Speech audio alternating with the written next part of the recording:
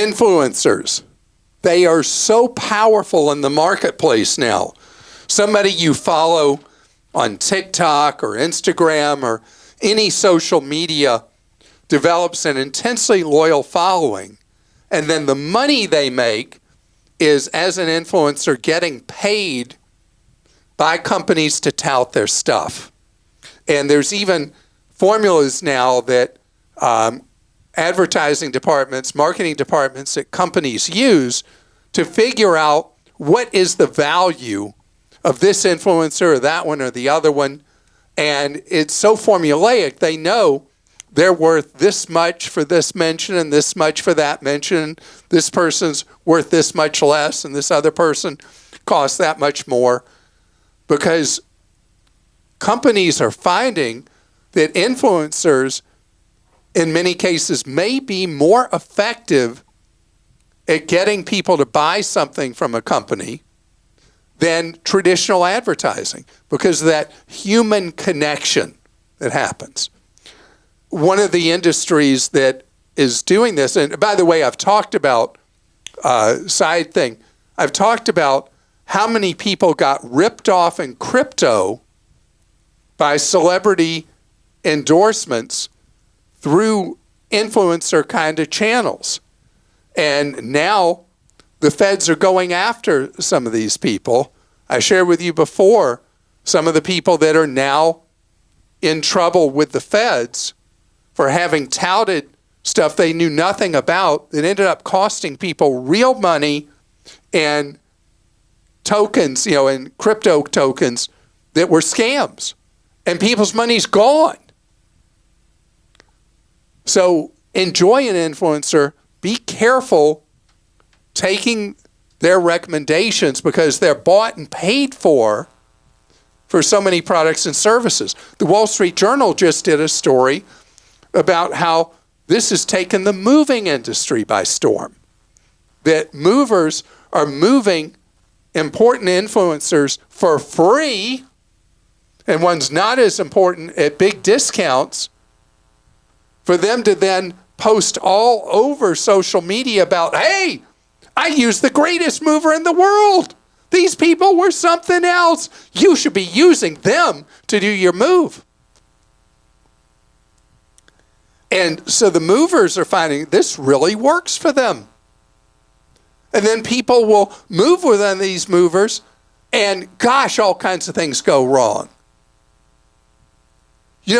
For these influencers, this is making money right now, but what's the reputational harm when you recommend something just because they put money in your pocket or gave you a free move or whatever, and then somebody who's hyper loyal to you ends up getting burned? Not the best long-term business play on your part. And with moving, don't follow advertising. Don't follow influencers. Follow my rules. When you're doing a state-to-state move, don't end up like a caller we just had to our Team Clark Consumer Action Center. And we have these regularly where they ended up with a mover who was a crook. And unfortunately, believe it or not, the moving industry has long been infiltrated by organized crime. And so this mover came, they packed up all the stuff, they took it away, and then they held the possessions hostage. And they hold your things ransom for whatever they think they can get out of you, in many cases tens of thousands of dollars. Krista, do we know how much this most recent one was? I think they wanted ransom was? They wanted $15,000 $15,000 to get your own possessions back. This is a terrible problem in the moving industry. I was, in my TV work, I was chasing down one of these movers that turned out to be a mafia front connected allegedly to organized crime family in New Jersey. And I remember after one of the stories aired, I got a call from the FBI telling me that these people were extremely dangerous and I needed to be aware of that. Well, I already knew that because when I went to one of their facilities to try to talk to somebody there because they'd kidnapped people's possessions. They sent a killer dog after me, and it was really something to have the video of that attack dog coming after me that was great TV. Wow. How did I not win a regional Emmy for that? Anyway. Wake up with a horse head in your bed. Yeah, I don't know any of that mob stuff. What's the horse head about? That's from The Godfather. I've never seen that. I know it's supposed to be one of the great movies of all time. You just lost some cred with some people listening I'm sorry. watching.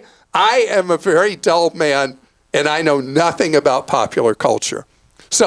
But I do know how to protect yourself in a move. First, I'd like you for a move to look for a pro mover. If you go to moving.org, that's the trade association for the legitimate moving industry. But even that's not enough. There are certain movers that agree to abide by a code of ethics that is called the Pro Mover Code of Ethics. And you can see that if you go to moving.org.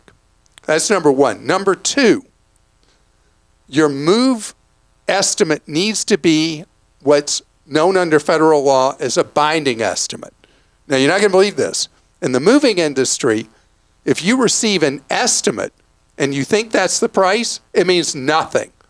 A mover is allowed under federal law to change the price as much as they want to your move. The estimate doesn't mean anything. It must be a binding estimate. If it's a binding estimate, that's the price they're allowed to charge you, not a penny more, period.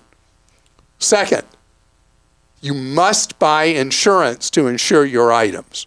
Because even an honest, decent mover, with all the things they move for so many people, an item of yours can get lost. An item of yours can be damaged. An item of yours can be destroyed. And the mover does not provide coverage to you. You have to buy coverage from them for your items or from your own insurance company for the possessions you have. I recommend that you only buy replacement value coverage. So if they break something, you're not arguing about what its depreciated value is.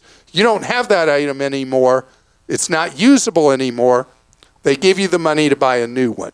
That's number one. Number two, take a deductible to lower the cost of that replacement value insurance, where the first couple $100 of whatever goes missing or broken or is unusable after the move, you absorb the first couple $100 as a deductible, and then after that, you have replacement value coverage. If the date of delivery is very important for you, date of pickup, date of delivery, that needs to be specifically in your moving contract. If you do those 4 steps, your move will be so much better than all the calls we get.